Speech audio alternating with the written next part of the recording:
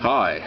I was talking to some buddies of mine. We all build rifles, and we were discussing the brass hammer that everybody uses to bang the pins in for the couple of places where you have to push roll pins into an AR-15 lower. And I was telling them, I don't understand why people don't just use something like a press to push it in. A press is overkill, but that was my question. I was telling them, I use a pair of channel locks, and a couple of the guys had heard of that, and a couple of the guys hadn't. So we were kind of bouncing it back and forth, and I said, I'll go ahead and do a video just as a brief little introduction on how to not wang on your lower with a hammer, which I think is dumb. So here we go. There are only 2 pins that have to be pushed in. Some of you guys with the super fancy billet lowers will have screws. They'll be threaded, and good for you. For the rest of us, you have to push roll pins in, and I say push them in because that's how I do it. Like I said, some people like to wang on it with a hammer, and you end up with scuff marks everywhere you have to push a pin through, and I think that sucks. So I'm gonna show you how to do it without wanging on your lower with a hammer. So let's do the trigger guard. This is the easiest one. Obviously, it's got the captive pin here, so we're just gonna push that in first. This is not a complete build. This is just these two pins. Okay, so put the captive pin forward towards the magwell here, and then that gives you a lot better access to this rear pin channel. So in order to accomplish this, I use 2 tools and a chunk of plastic, which I need to cut my fresh chunk of plastic. The plastic does not survive this. You're going to need just a 1/2 inch by a 1 inch chunk, just a tiny little piece. And I'm using a expired driver's license. Nice and thick plastic. Your goal for the plastic is to prevent the teeth of your channel locks from gouging your lower. So, what you do, I'm going to try to set this up here where it's going to be nice and visible for you. You'll need a pair of needle nose and your pair of channel locks.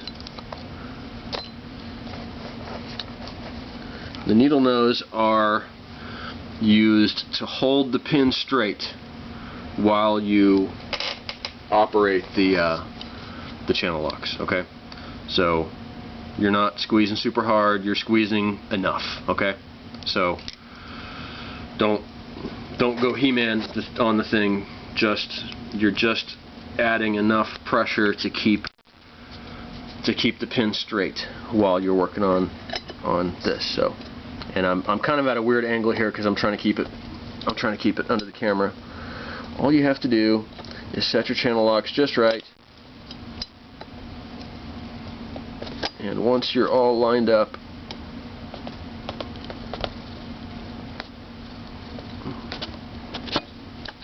it starts. And I'm going to make sure that I'm all lined up here. I'm pretty close. Remember, you're using your piece of plastic to prevent the channel locks from gouging the metal of your receiver. And I hope I'm not blocking too much light here.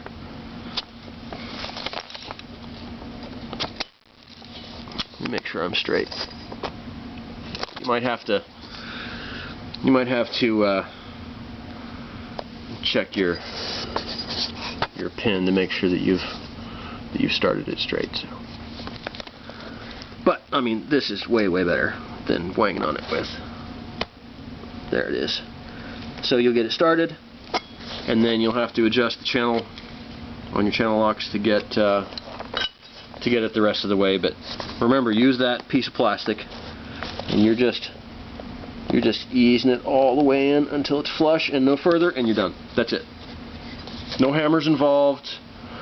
The pin, as you can see, is not mushroomed out. It's nice and flush.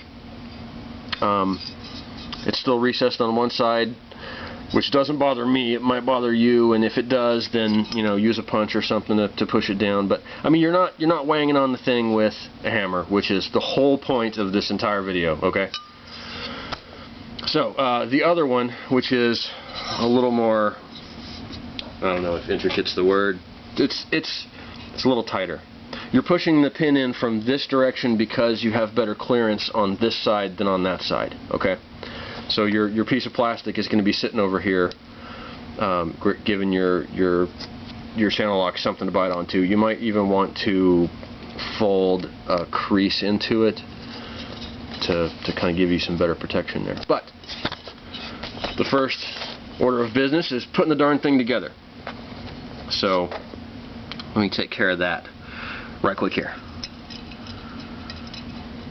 Actually, hold on. Before I do that, before I get ahead of myself and prevent myself from installing the mag release, let me stick the mag release in here. Doesn't take me forever, it just seems like it. Hold on, I'll be done in a second.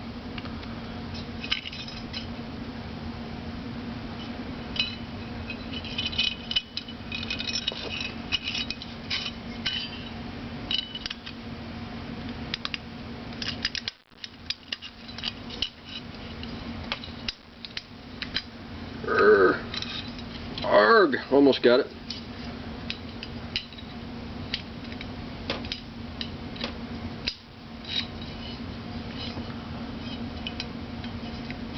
One more turn, I think. Yeah, that's better. Okay. Alright, I got the mag release in. Sorry about that. So I said it wasn't going to be a whole build, and we're rapidly approaching half here. So sorry about that. So let me just get my pieces parts in place here.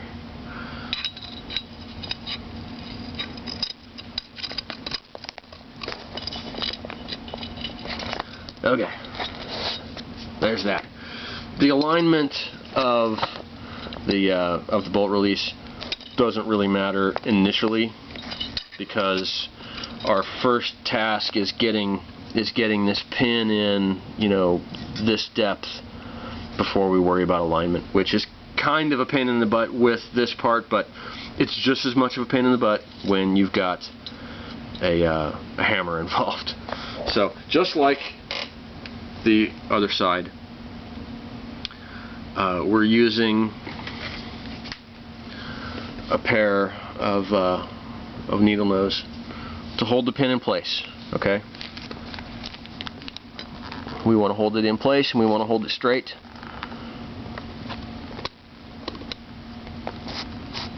And it's all temporary. Oops, I need to adjust my locks back out here. And normally I would have already been done with this, but it's kind of awkward to do it under the camera. I mean, it's really a pain. Okay, so yeah, the first step, I mean, super easy, just to get it in there, and as soon as it stops, then you know it's up against the bolt release, and then at that point we start our more delicate alignment, and it's really not all that delicate. I mean, it kind of lines up where it lines up.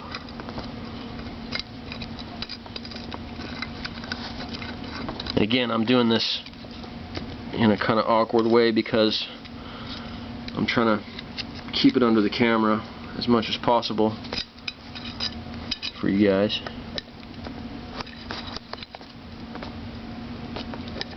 Ooh, I got it lined up real quick, didn't I? Or I didn't, Hold on, I gotta see where I'm at.